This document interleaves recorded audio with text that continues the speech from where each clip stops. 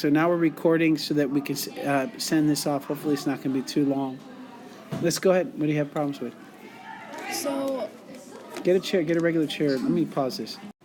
All right, so what is it that you guys had problems with that you need to kind of focus on? so like with us, well, with me personally, I get most of the material, but like there's spots that I don't get, and it all doesn't click. So let's talk about those spots. Let's start off with what is it that doesn't click? What is it that that Like you're I confused? get the process that you were explaining, where the DNA doesn't leave the thing, it has to get the mRNA. Okay. So you have a nucleolus, which does what? What does a nucleolus do? You have the nucleus, then you have the cell membrane, right? You have a endoplasmic reticulum, right?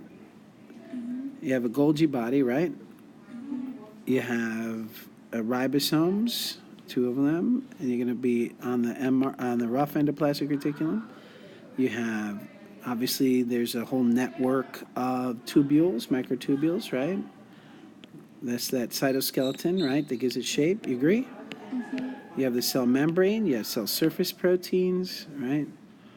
They do all kinds of things. There's all kinds of things going on there. You have mitochondria, and in plants you have chloroplasts. Is that is that right? All right, and then those are eukaryotic cells, and over here you have a prokaryotic cell. It has DNA, yes. It's circular. It's not linear. Right? No, that's not right.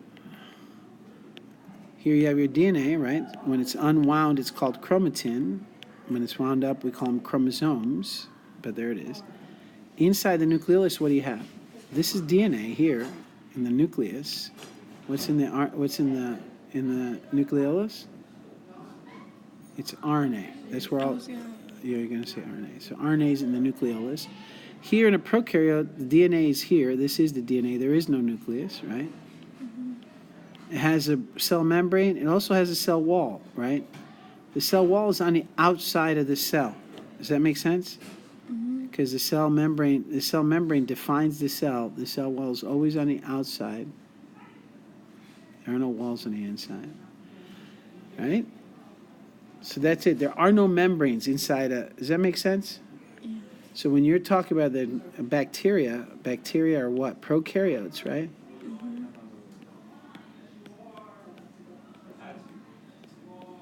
Prokaryotes means no nucleus, no membranes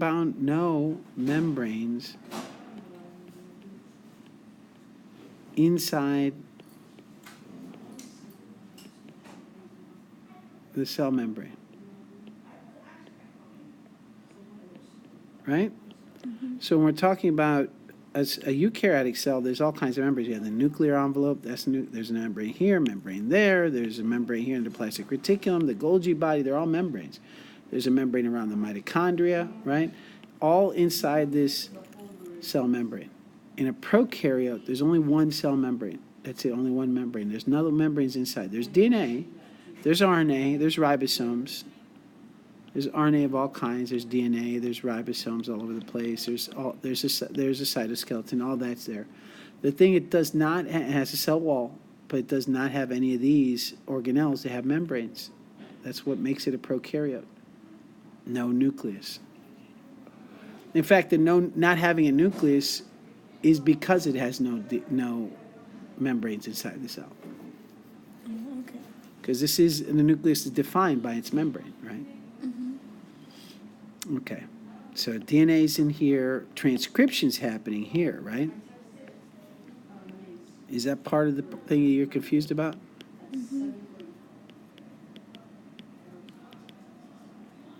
Transcription's happening right here, and translation is happening out here.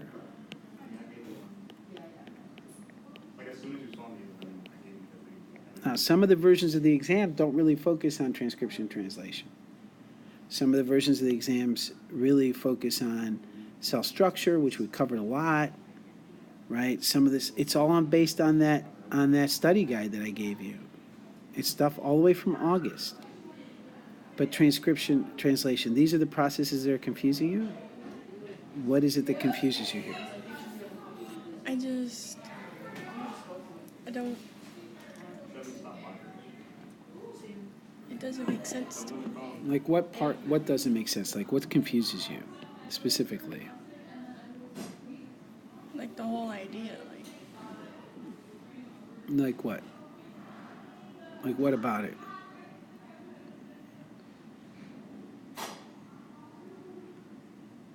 Let me ask you this.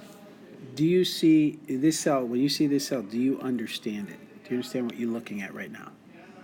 I remember you explaining that the RNA goes and then it goes. Well, you're jumping ahead, but let's start with basics. Do you understand that the DNA is in this nucleus? Yes. All right. Do you understand that the DNA does not leave the nucleus? Yes. Do you understand that the message that makes you who you are is here on the DNA? Does that make sense to you? Mm-hmm. So, what you got to remember is that anything that you are made of functional units, right? Things that work, or structures, either way, structure or function. Most of those things are called proteins, all right? Most of those structural and functional things are proteins. Proteins need to be made, and every time you have a protein that's different, it changes the function. So when you're, like the example we used a couple of examples. We talked about hemoglobin, right? Mm-hmm. We talked about hemoglobin a lot, right? Mm-hmm. And we said hemoglobin is 4 chains of these twisty proteins, right? Mm-hmm. And that in the center there's this iron, right? And there's 4 of them, but I'm just going to draw one just so we can get on with this. So there's these twisty proteins, and this is a protein. This is a chain of amino acid after amino acid after amino acid, etc., all the way down. That's what that is. And because you have this amino acid the way it is, because you have 1, then 2, then 2, then 2, then 2, then 3, 2, 21, right, 19, 18, 17, whatever the amino acids are, it doesn't matter. Each different amino acid is going to have a different what's called R group sticking out of it. And that R group is going to have, and because each one's different, one might be polar, one might be non-polar, one might be big, might be small. Whatever the reason, it twists the protein up in a certain shape. That shape determines its function. So if it's shaped like this, it functions well. What happens with sickle cell is that you change the amino acid, one single amino acid, now you change the shape. Now this is not right, but it looks, instead of that, it forms this. So that just changed its function. The hemoglobin can't operate the way it should because of that change in structure. Mm-hmm. That happened because of what's on that DNA. That's why this change happened. This change because you changed this amino acid to something else. But then that requires you to understand the code, right? So there has to be a code. There has to be a way to get the message. The codon. The codons, that's right. So we're going to start first with DNA. So we're looking at DNA, and it has some sequence. It doesn't matter what it is. All right? For the sake of, and we've done lab after lab on this, so you should be able to figure this out. So wherever you see an A, It's a U. there's a U on it. If in what process? What's the process here? Transcription. When we're making RNA, yes, we're making RNA polymerase is going to land. It's going to land on the promoter region. It's going to read the sense strand. It's going to change A to U. That's right. It's going to match A to U. T is going to match to A. G, U, A, U, A, C, U. U. And that's it. That's all there is to it. Now you have a message. That's the transcription. That's called the transcript. You just made a transcript. It's not a mature mRNA yet, though. Because the next thing that has to happen is you have to change it. You have to get rid of pieces. So let's say there's this thing called the spliceosome that's going to come in, and it's going to get rid of pieces. Maybe it gets rid of that. And then it sticks the rest. These parts that it got rid of are called introns.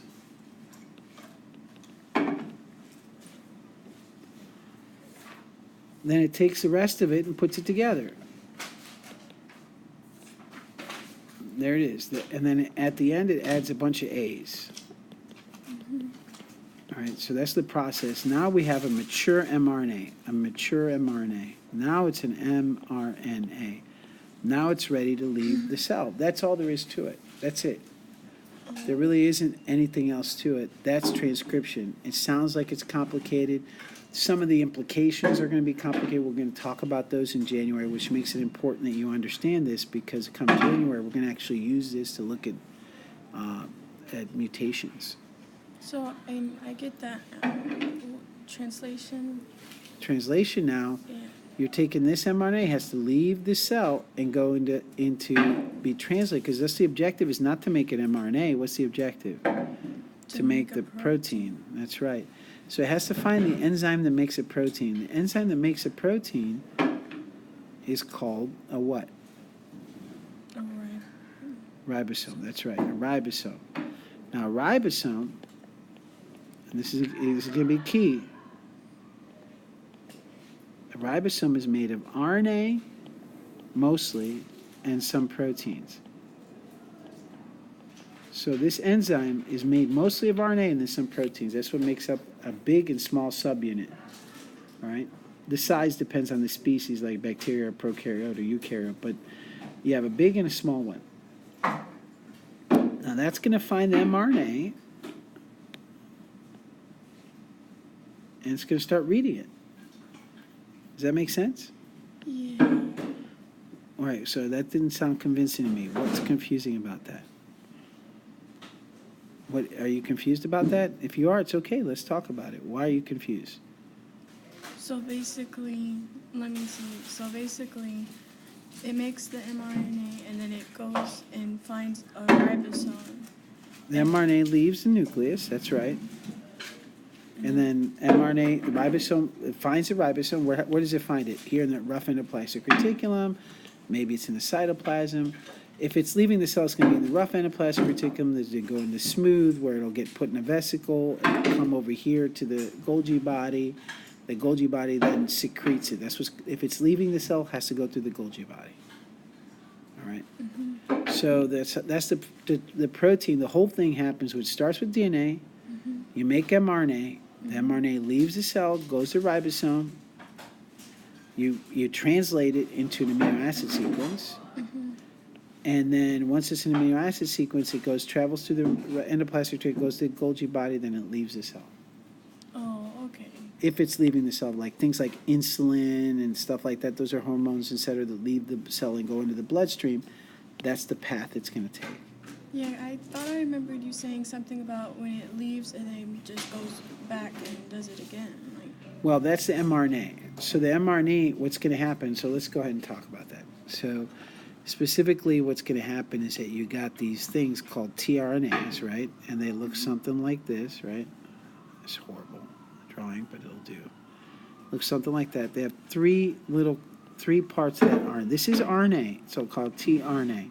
It's another form of RNA. And this long chain, though, forms what we call an anticodon, right? We call it an anticodon because it matches the codon. It's the opposite of what's on the codon. So here, these triplet codes, 1, 2, 3, which are going to be matching the DNA, right? Everything matches. They're not identical. They match. So the DNA made the RNA. So these codons here, 1, 2, 3, they match the anticodon over here, 1, 2, and 3. So if this is AUG is what's on there, what is this going to be? it's going to be UAC. UAC. This tRNA, the whole reason this is going to match is there's going to be this thing called an amino acid. This particular AUG, and therefore the UAC, this tRNA carries this thing called methionine. And methionine is the beginning of every protein, at least at first. It can get changed, but it's the first amino acid in the chain.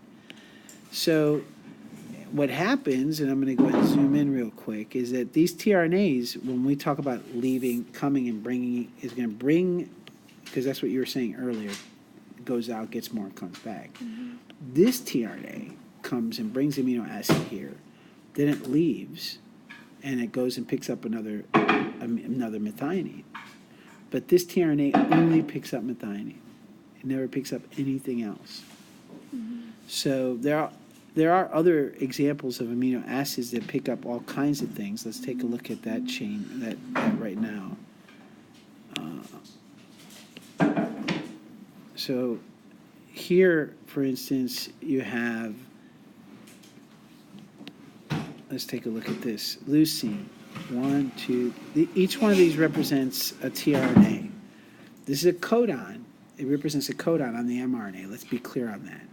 So this is what you see on the mRNA. On the mRNA, you're going to see UUA, UUG, CUU, but each one represents, that is going to match up with a different anticodon, right? So if I were going to draw these, and I'm not going to draw all that, so I'm going to do like we did in the lab. I'm just going to draw these little rectangles, and these rectangles are going to represent tRNAs, okay?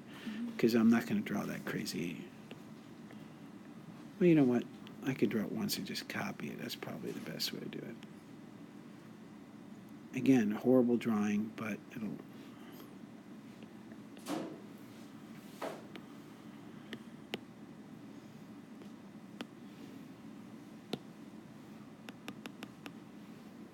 All right. Let's go ahead and look at these. These are all tRNAs. Now, these tRNAs, what is it? They're all going to carry leucine. All of them are going to carry leucine. LEU.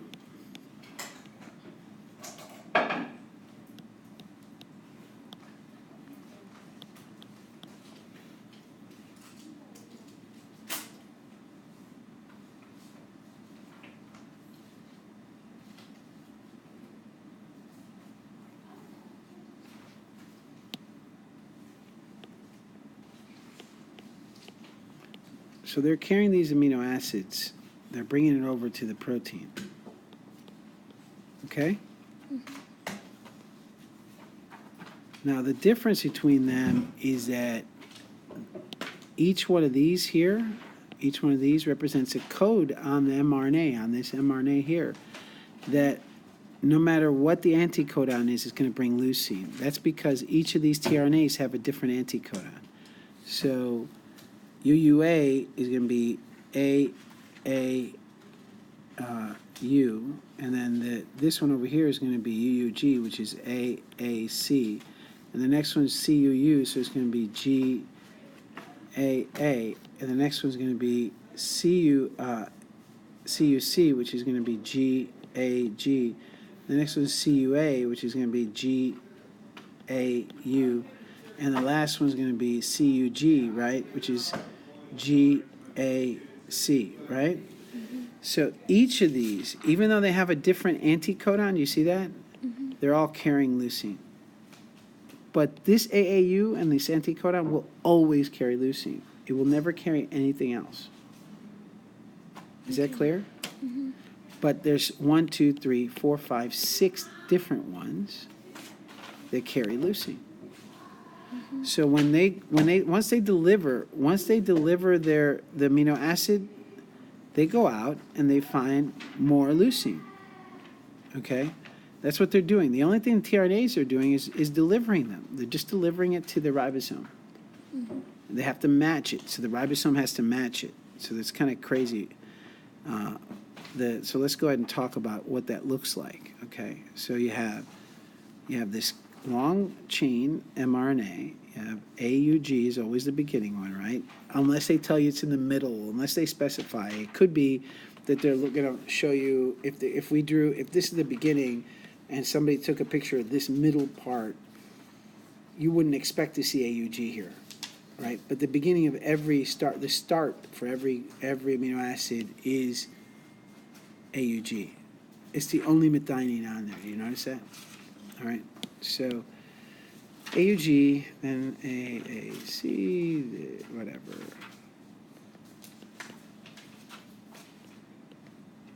It could be anything.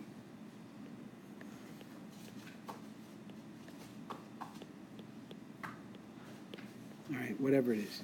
It goes on. It could be 100 nucleotides long. It could be 20 nucleotides on. Who knows? So you're going to match this up. So wherever every 3, always start with AUG. That's going to be important. So every 3. So you can just do this, you see. It's going to be important when we talk about mutations, why that is. This is all on mRNA. Now, you could go all the way back to the nucleus, and you can match these and find what the DNA is if you want it. But the key is that you want to match these up. So AUG is going to match up with, it's going to be an anticodon. I'm just going to put, like, I'll do that. Oh, let me do that. Let me draw a small one.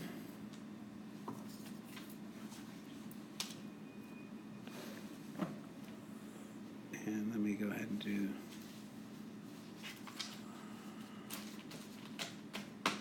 Oh.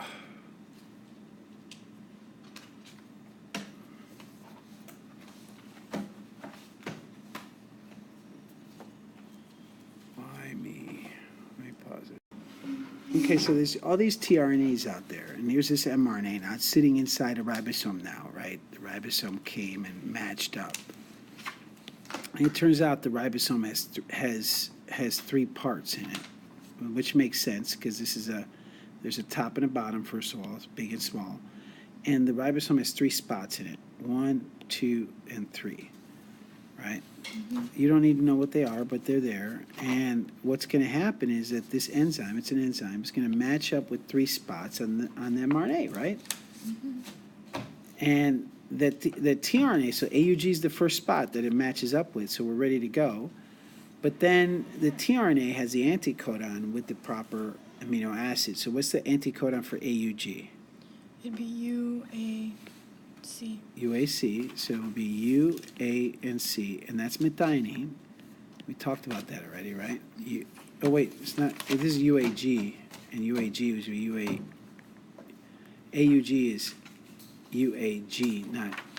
I'm sorry, UAC, not UAG, right? Is that right? It's AUG, so that'd be UAC. UAC, yeah. Okay, so then the anticodon would come over here. Oh man, did it again. So here you have UAG is going to have what letters again? To match it, AUG is going to have UAC, and that's going to be methionine. Now this tRNA then is going to come over here. It's going to go into the ribosome and match up. You see it? Mm-hmm. Now they're matched up. Now let me do a little bit of a change here. Make this a little bigger because everything's happening inside the ribosome. So it's important that I draw it a little bigger.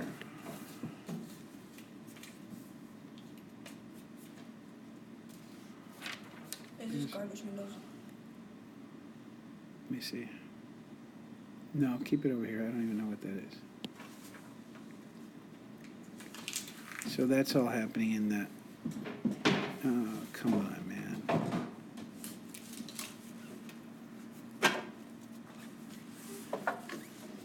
So let's take a look at this. Now UAC is going to come in and match up, right? Mm-hmm. And then there'll be a second spot. And again, I have to draw it even bigger because it's not working out very well. But the ribosome's giant, so compared to this, it's going to fit 3 of these in here, okay? So the first is UAC, is lands, it's going to ratchet over. And what's the next amino acid do you see here? And it's the next I'm sorry, that's not an amino acid. The mRNA codon, it's AAC. AAC, let's look at what it would be. AAC, find it on the chart.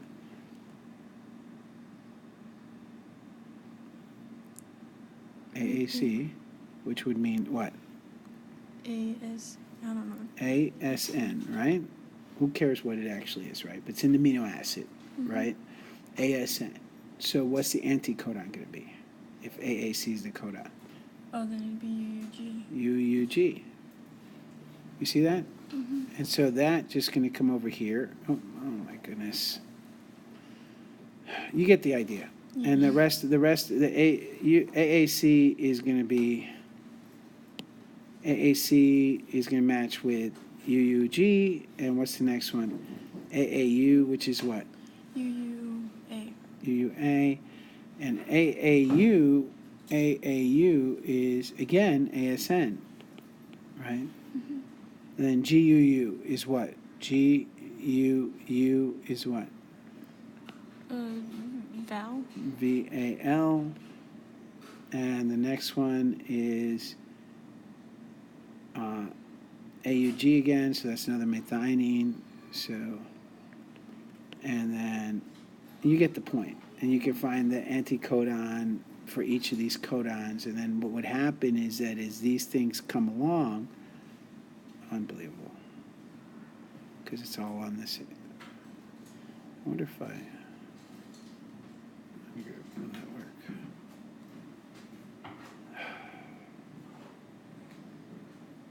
I'm just going to throw this away. All right. There you go. What? Unbelievable. So then, of course, there's more than one, right?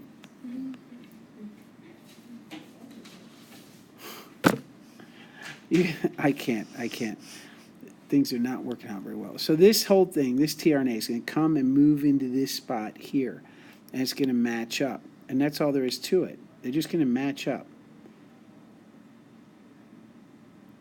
And AAC is going to match up with UUG, and UUG is going to carry ASN. And what's the next step is, that just simply the enzyme is going to create an environment where this would form a peptide bond, a covalent bond between the two amino acids. When that happens, this connection, this chemical connection between the amino acid and the tRNA is going to break. And what you'll, over time, when you process the whole thing, it's processed over and over and over again. Over time, unbelievable. This, what you get is this long chain of amino acids. It's methionine, ASN, tryptophan, whatever, a bunch of amino acids in a chain coming off this ribosome that's sitting here, that's going to keep on making these with using the mRNA as a transcript.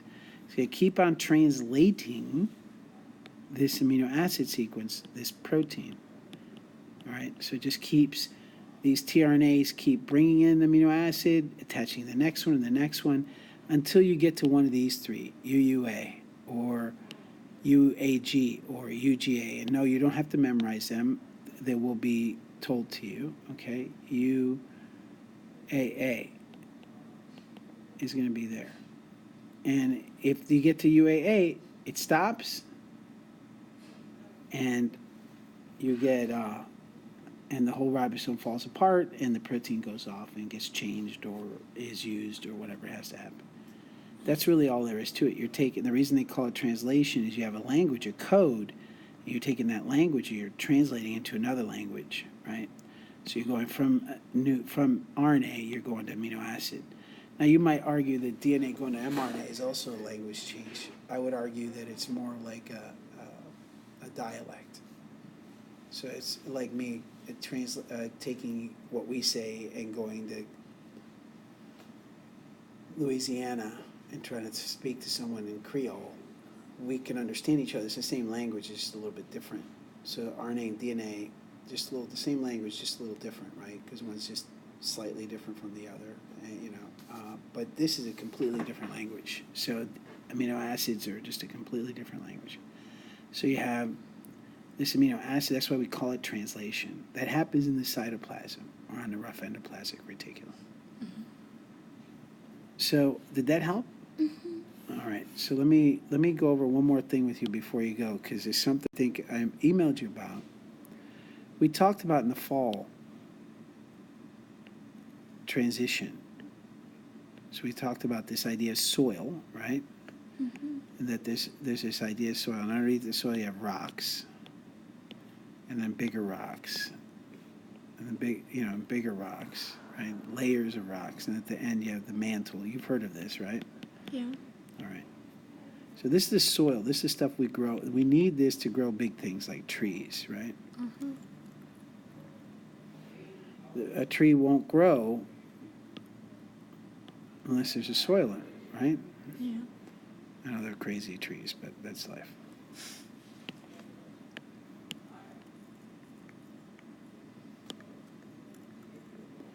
So the question is, what happens when we tear down those trees and we make a farm? So now we have a farm. We still got the soil, right? We still got the rocks. Yeah. Still the mantle's still there. But instead of trees, we have, corn or wheat, whatever, right? And plant them in rows. So your farm, unfortunately, goes out of business. Okay. So you go away, you go live in the city, get a new job, whatever. God help you, hope you do well. Well, this land's still there, isn't it? Yeah. What happens to it over time? You have grasses growing. The very first thing is the land is not, there's nothing growing on it because it's all tilled out. So you just have soil. Well, the first thing is going to be these, what we call pioneer species. Right? They're going to be those organisms that grow, they're first to fall and grow easily. They don't need that much. Weeds, right? Moss. Moss doesn't even have roots, so it doesn't even need soil. Moss. Lichen doesn't have roots, doesn't need soil. These two can grow right on the rock. But there's soil already here. So because there's already soil there, the first things that they start to grow are grass. And then grass grows for a while and then dies every year, dies and comes back, dies and comes back.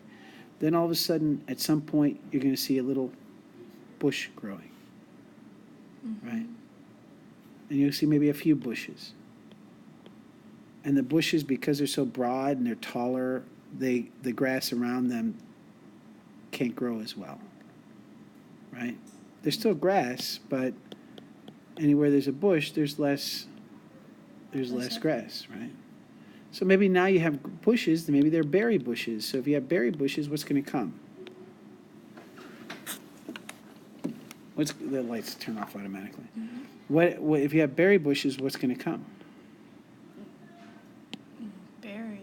If you have berries, like raspberries and blueberries and whatever, what's going to come? What do you mean what's going to come? Well, you got berries. What comes next? After the berries, they just fall off. Okay, and that's it? They die, they rot there on the ground?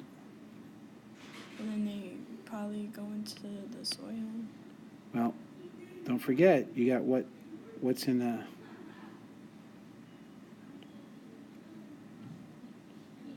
It's a horrible rabbit. Oh, so you're talking about that, and then the rabbit might eat them. God, that looks like a pig rabbit. All right. So the pig rabbits can come and eat the berries, right? Yeah. All right. So maybe it's a guinea pig of some kind. I don't know. I can't draw. I try. I keep trying to improve, but so whatever. Some kind of pig rabbit mouse thing comes and eats the berries. So what's going to come after the mouse? Then it's gonna it's either the predator is either gonna That's eat right. it. There's some kind of predator, some kind of probably some fanged cat or something, and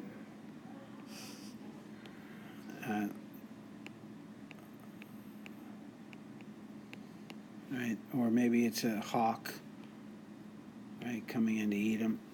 But something's going to try to eat the rat, right? So the rat, if there's food, there's going to be some creature's going to come find it, and if there's the creatures there, then its predator's going to come find it, right? So you start to build an ecosystem where there just used to be a field. Now you got mice, and you got first the mice were after the worms, or maybe after the berries, and then the cat's after the mouse, and then the dog or the wolf is after the cat, and then the birds and the hawks are after all the kittens and the mice. And so you got a whole ecosystem starting to develop there. Now over time, what happens is the other competitors, these are bushes, they outcompeted a lot of the grass, but what's going to outcompete the bush? The animals? Well, the animals will eat, but there's something that's competing that you never think about competing. But the tree's going to come along. A tree, what is the difference between the grass and the trees and the bushes? One of the differences is what? Bigger. Bigger, taller, and they create shade. And what do plants need to grow? Sunlight. Sunlight. So they outcompete their neighbors. They anything underneath it dies. But now the big tree is going to do what to the bushes? The bushes are gonna die because they don't got sunlight. That's right. So they don't get enough sunlight, so they die, and they get, maybe there's some low-level grass growing here that can grow in the shade, but very little, and the tree flourishes. Now you'll have outside the shade of the tree, you'll have small bushes, berry bushes. You'll have now you got trees. The trees have apples. Maybe it's an apple tree, right? So now you got apples on the tree. Of course, it's still green. I'll emphasize that. So now you got this. The apples are dropping. So now you can have bigger animals, right? Animals like deer, right? I don't know how to draw deer. I'm not even gonna try. So there's deer here, right? Mm-hmm. You got rabbits and deer, and now you have wolves and coyotes, and now you have what's called the climax forest. At the climax forest, you have the largest amount of the largest trees that